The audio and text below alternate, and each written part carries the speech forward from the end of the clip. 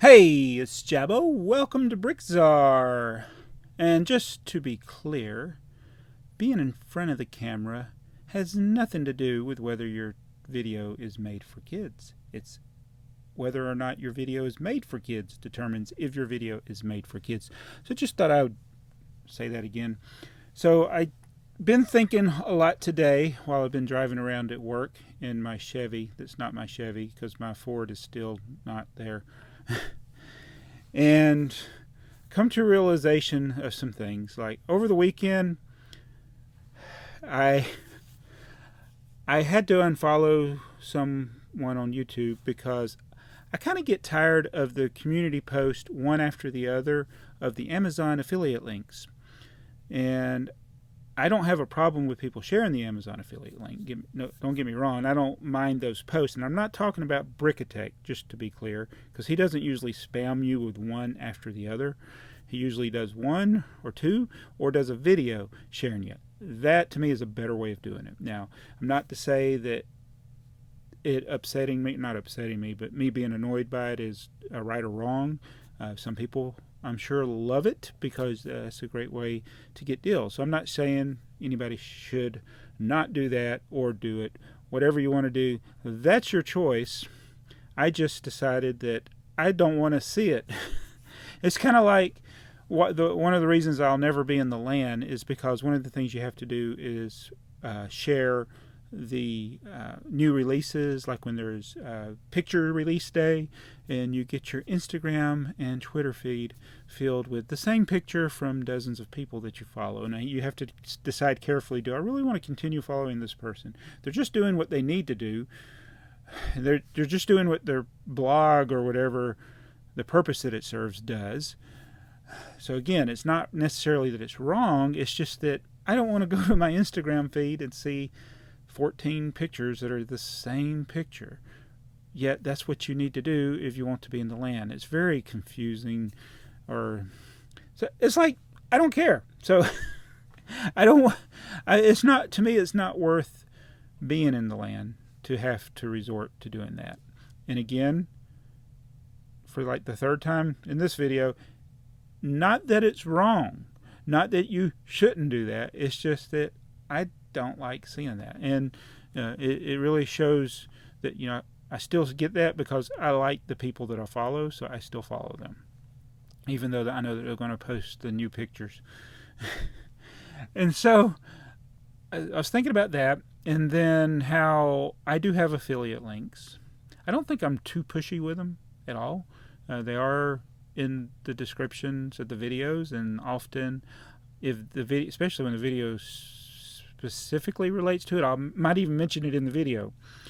Sometimes I don't mention it in the video, just like it'll be there in the description. But like, for instance, when the Saturn V was available, apparently way too early, I put the affiliate link, and now that link does not work. It actually is still there. The Saturn V is available, but it's a pre-order item now, and it's not available till like November or something.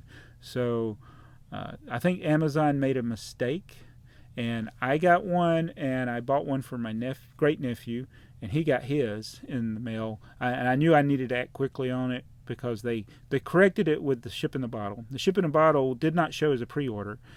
I clicked on it, but then by the time, I think if I ordered the ship in the bottle at the same time I ordered the Saturn V, I might have got it.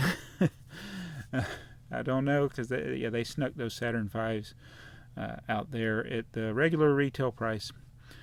And I know I got the comments from, it was like on clearance before. I'm like, I don't care.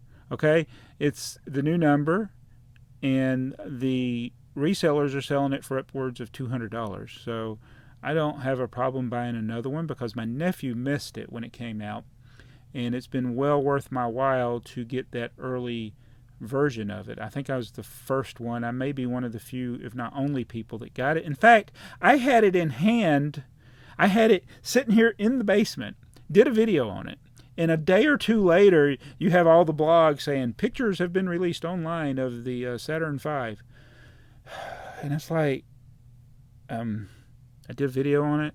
Like, and I know you don't follow me in your blog. I know your blog doesn't follow me, but it's just another one of those things where the picture videos seem to be more popular or searchable than the videos of you actually having the product. I don't know how you can do a review of something without actually having it in hand. I know you can speculate like looking at pictures, and we all like to do that. We all like to look at the pictures and say, "Oh, I think that'll be a good set," but you really can't give a full analysis of it until you have it in hand, because you may buy it and you not like it. I know there's been a lot of sets that I've built that after I built them, I'm like, man, this is horrible, or this wasn't as good as I expected, or this was much better than I expected. But again, nothing wrong with those types of videos. If you like reviewing pictures, keep doing it. You can actually grow a pretty successful YouTube channel without actually owning any Lego.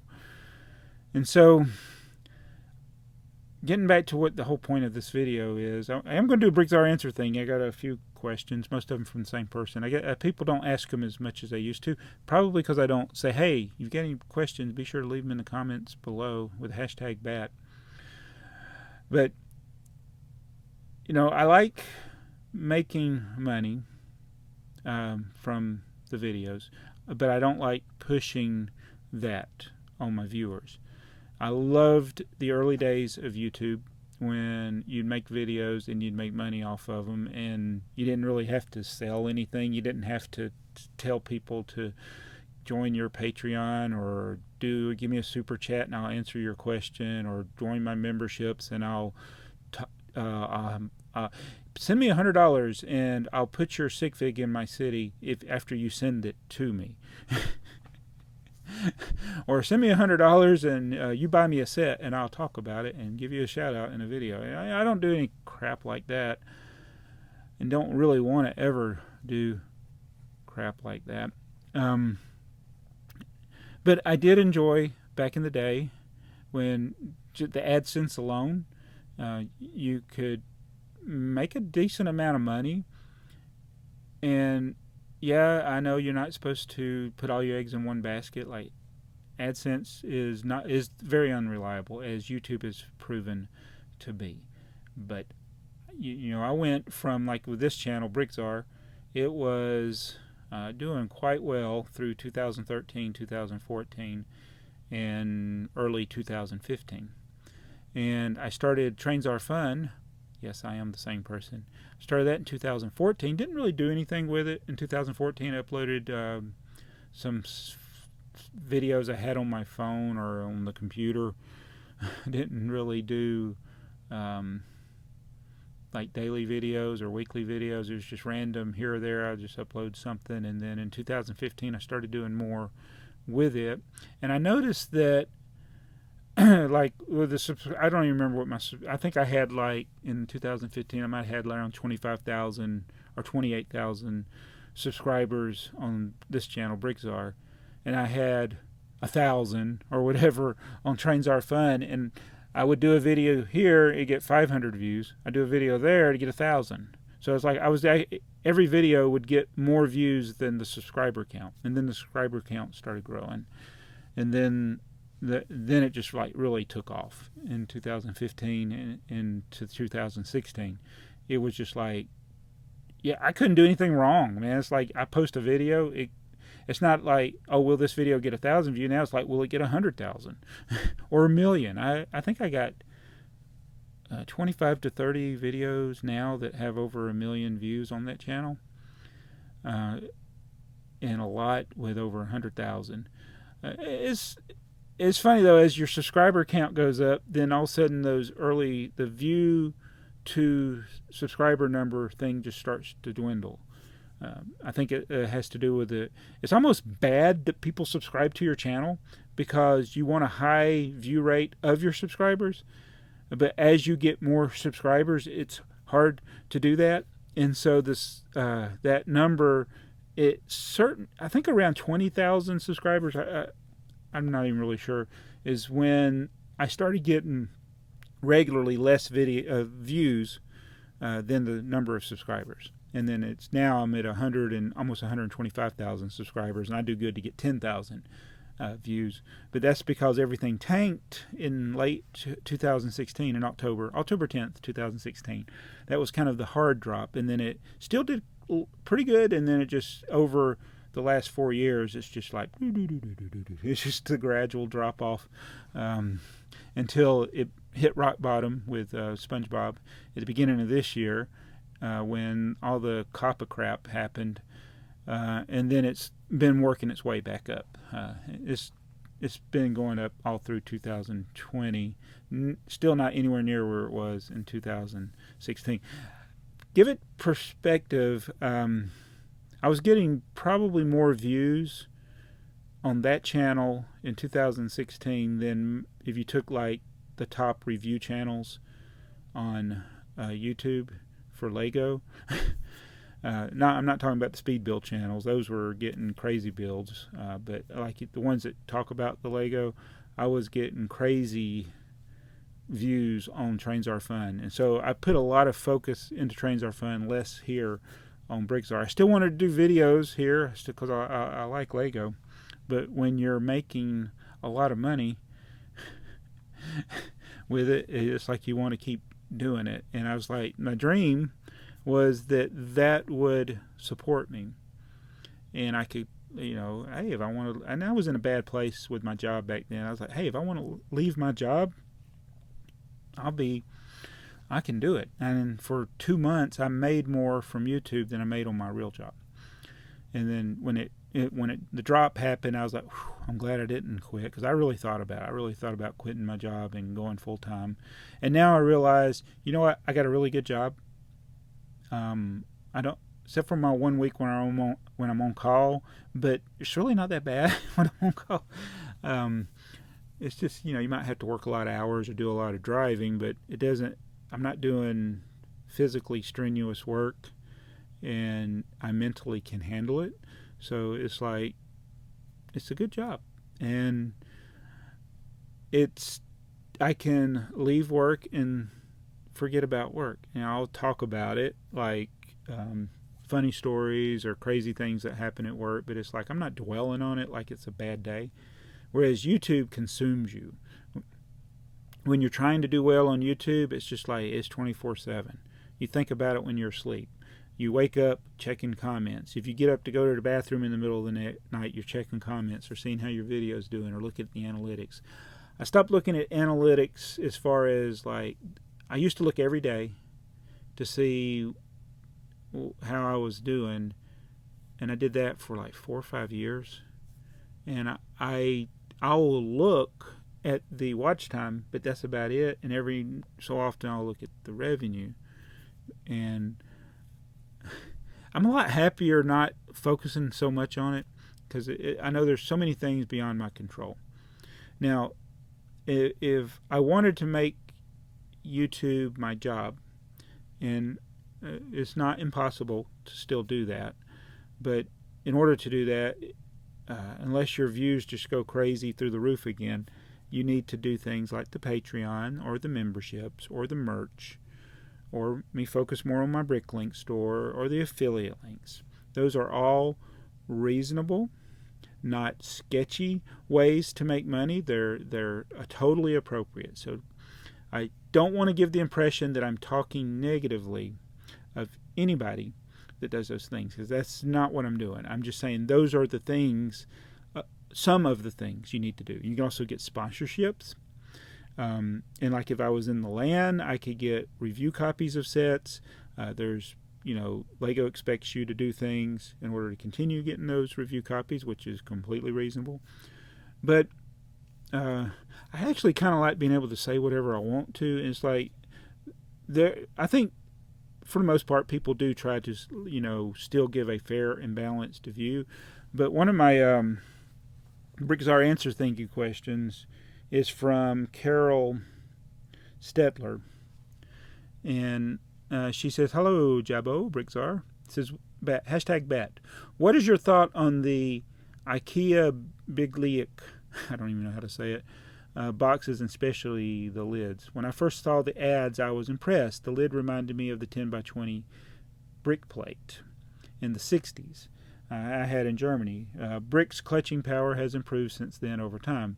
Due to your knowledge sharing, I learned to recognize older and newer bricks. So with the studs now connecting, it can go up or down. No more stacking without being fastened together. Bricklink has only to build up from the lid, plus bottom zero change to hold on to underneath. All right, so I think they're translating on Google Translate. And thank you, Carola, for doing the hashtag. But yeah, the Bricklink, or whatever you call it, the Ikea boxes, they don't have a way of connecting the bottom of the box to another box, which I think I understand why they do that, is because you want to be able to remove it easily if you're stacking them up. I think it would have been better to build if it was something like a drawer system. Who would have known that the chest of drawers still was valid in 2020? You know, it's like you can stack up drawers and you can open the drawers and not worry about the weight of the drawers. Even that system that I'm not completely thrilled with, that oh my goodness, PoppyMax, the PoppyMax stuff. You can stack it up and you can still remove the drawers. That's a better solution than this Ikea thing that Lego has come up with. And the reason I'm using this bat now is because I was thinking Lego or Ikea or whoever, probably Ikea more than Lego, could have been both, I don't know, that they sent a bunch of review copies out to people. And I wondered, now I know there are people that didn't get review copies that are looking forward to getting it, but I wonder how many of those people that got the review copies would have bought it. And I wonder how many are going to buy more or buy any. And that's the thing, is like, you know, I bought, if I was in the land and Lego sent me the Star Destroyer, I mean, I would gladly take it and actually do a review, and because that's something I would have bought. If I was in the land and they offered me the Harry Potter sets to review, I would say no, because I'm not going to buy those. If they offered me certain, I'm trying to think of stuff that, there's a lot of things that Lego makes that I'm not interested in buying. Now, the dilemma I would have is, like with the Ikea, I would have been like, you know what, I do want to try it out. I don't think I'm going to like it. Because I already had a negative view, and then when I saw that you couldn't stack it and that it's just a white box, basically, I was like, this could have been such a better solution, and I would want to say a lot of things about it. And I don't know, that would be... I just don't know I don't know if I could have done a fair and honest review, and I just don't think that a lot of people that got it are actually going to be buying these or adding on to their collection of them and using them for storage, because it is not a good storage solution. I think it might be more for their target audience is not me. Their target buyer is not me. That's what I mean to say. It's probably for the kid who's got a tin full of Lego in his bedroom, and it's something that can be on a bookshelf or a top of the chest of drawers or on a toy chest and look decent. Kid can still build on it. I think that is who it's for. It's not for somebody who's going to have walls and walls and walls of stack-ons and things like that. But one person did bring out a positive thing, is that the cost of it is actually close to what a base plate would cost. Like the big base plates are like $15. And I was like, you know, that's actually a good point. But I'm still not going to buy it. And so, again, I'm talking about this, the whole focus of this video is my apprehension of going to other methods to make money other than what I've been doing. So, oh look, there's a there's a back question from Mayo who says, have you ever claimed tax returns on your stack-ons as business expenses? Bricklink is not a get-quick-rich scheme, is what he says. And yes, that is a business expense. So it is a tax write-off, which is another thing that's kind of, I don't want to say it's a bad thing, but it's just, I was thinking, you know what, if I just did my regular job and didn't make any money on the side, my taxes would be so much simpler. I'd have more free time. It's almost like I think I need to just like when I get my AdSense money each month, I should just go ahead and send like 40% of that to the government. Just go ahead and give it to them, so I don't have to stress over it later and keep. It's just. And then with Bricklink, the profit is what you pay taxes on. So the more write-offs you have, the less profit you have. And so, yeah, the stack-ons or any storage containers, storage solutions, shipping supplies, all that stuff you deduct. But it just gets to a point where it's like complicated. It is. I don't want to speak negatively of Bricklink.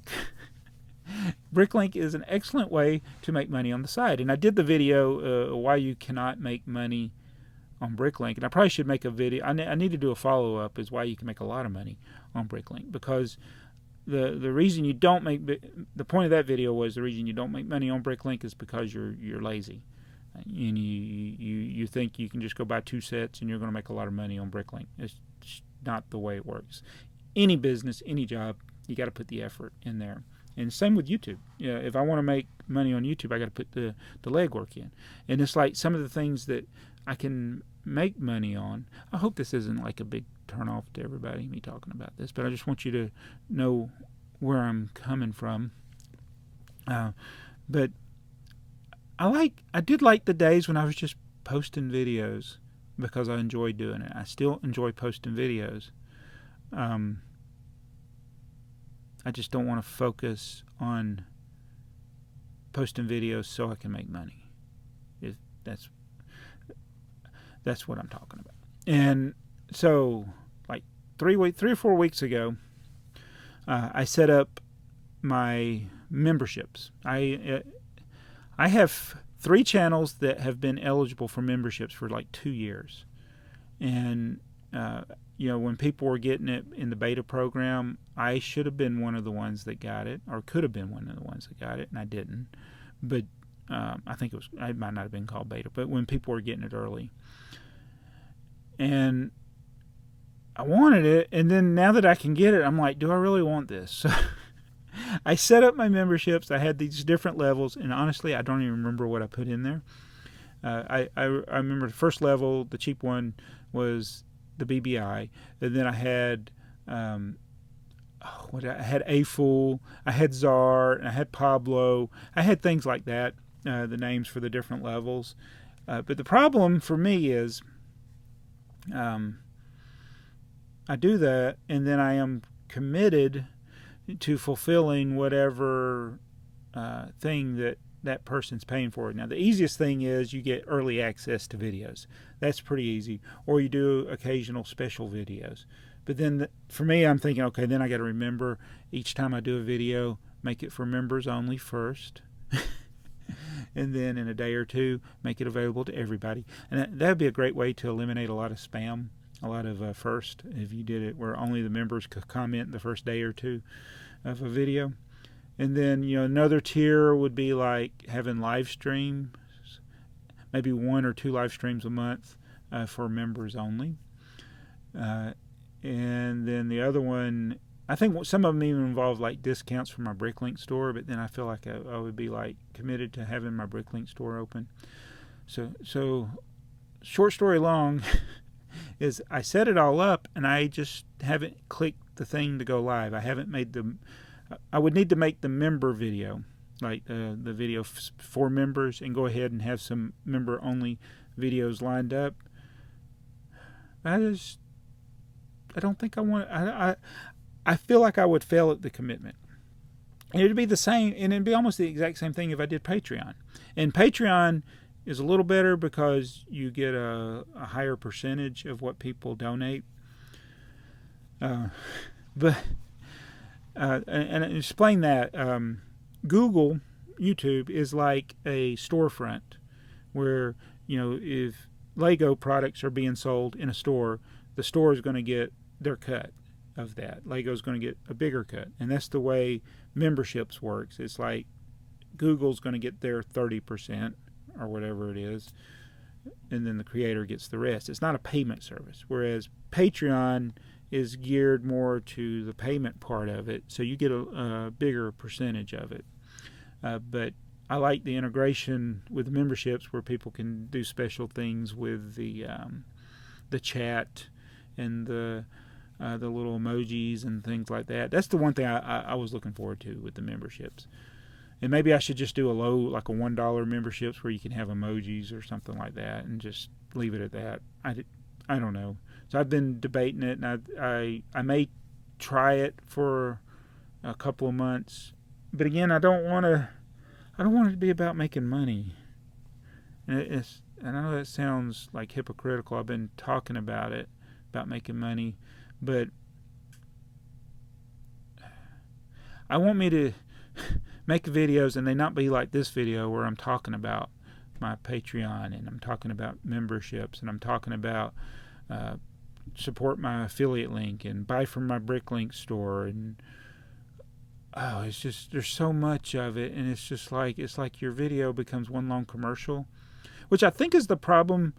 Going back to COPPA, is that kids videos become one long commercial, and it's like, you can only do so much advertising in like mainstream media with old-fashioned television, cable TV. You can only do so much advertising with content that's geared towards kids, but yet you go watch these kids videos, they're like one long commercial. Go buy Ryan's Toys Reviews crap. That stuff is pure garbage, and it's just like they're selling that stuff at Walmart and Target, and it's just like, I see stuff like that and it kind of disgusts me. And I don't want to become that, and I hope I haven't been. I'll get to a couple more back questions. I don't really have a lot of them. Maybe I'll need to ask more back questions. And so as I talked about memberships. I have a Patreon I haven't set up also. Here's the one. I've posted a video every single day since May 4th. And I looked back, and the last time I did a live stream on this channel, well, there is one that was me testing something, so I don't count that one because that one was never public. I wonder if I should make that one public. It would be very boring because it's me just sitting here testing out my GoPro with a live stream. But I have not done a live stream since, I think, April. Yeah, I think it's April was the last time I did a live stream here on this channel.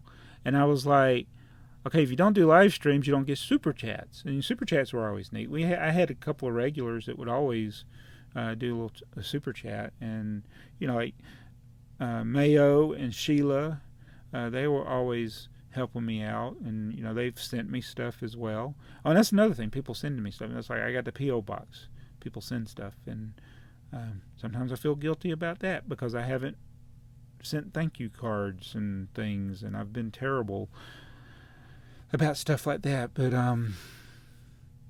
maybe my problem is I'm such a procrastinator that I don't do anything. And I just kind of like I hope this thing's recording. I just like doing a video, putting it out to the world, and then not worrying about it. And if I do all these other commitments, I feel like it would take away from my joy. It's like money doesn't bring you joy.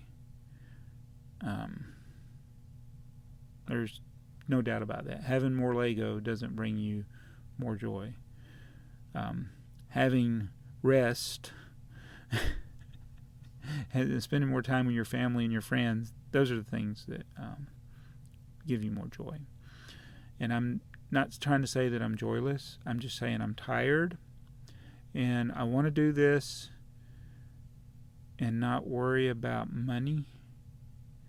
And it's all self-imposed. It's nothing you, the viewer, has done. It's nothing anybody has complained about to me about. It's just the way I'm feeling. And so I'm going to continue to have AdSense, and I may add these other things in there. My Bricklink store is actually closed right now because I don't need it. But I want to thank everybody over the years that has supported me through those other ways. I think a double-decker couch sent me $100 one time. I was just like mind-blowing. I had right before they took away, there used to be like a tip jar type thing. I forgot what it was called on YouTube. I got an anonymous tip. That sounds like somebody's reporting somebody. BrickTsar did it. No, it was an anonymous donation. No, I like anonymous tip. It was $500. $500. And so, do you want to claim that you were the one? And here's the thing: is like I had no idea who did it. I had 2 channels I suspected, but I don't have any way of proving that, and I don't want to ask them. And both of them are kids' channels. One of them I may have just roasted in this video. And so I don't know who sent me the 500. But that was like, I was like, is this an error? And it's like, I think I even like, is this a scam? Because I was like, well, how did I get this? But that was pretty cool. But I don't want to ask for things. I'd rather just do the videos. I wish the AdSense would do great, and I could afford to buy different things, but it doesn't add to my joy. Asking you for things, I should just ask you to leave questions, and I will answer them if I can. So that's what's on my mind today. Sorry if this is not the type of video that you want to hear. I will try not to talk about money. But in conclusion, San Dimas High School football rules. No, it's in conclusion, I do think about things that can support the channel, grow the channel, but I don't necessarily feel like those things will make me happy. I do get annoyed when I see the same picture over and over, or link after link after link for affiliate links. Again, I don't mind it when you get a tip from somebody, but please don't post 20 times in your community tab that you got an affiliate link for Amazon. Put them all in one thing, or do a video on it. I think that would be better. Just do the video on it and then have all your links in the description. But the community post, the repetitive community post, I don't like that. And I don't want to be that person. And I don't want to be the person that I'm doing live streams so that you'll give me super chat. So that's why one of the reasons I haven't done live streams. I hadn't had time. But I don't want to do live streams just for the sake of getting super chats. So I may or may not ever do live streams. I don't know. Let me know if you think I should do live streams. I could always disable that, where you couldn't do a super chat. So those are just things I've been thinking about. And again, I want to thank you, the viewer. I want to thank anybody that's watched this video this long. And if you have some BrickTsar answer thingy questions, be sure to leave them in the comments below. I've got only the few of them. I was about to say I got a lot of them. I don't have a lot of them. Corolla Stedler did have another one about the minifigure hand. It's part number 983 on Bricklink, and the picture is of a black hand. Is the black hand, is that a supervillain? I can't remember. The black hand. But that's just the default picture. If you click on it, you can see all the different color hands that they've had. So I take my hand off to you, the viewer, for watching. That's a Mike Tyson reference. And I will catch you in the next video. Is the only way to keep something alive is to become everything I hate. I don't know if it's worth keeping it alive.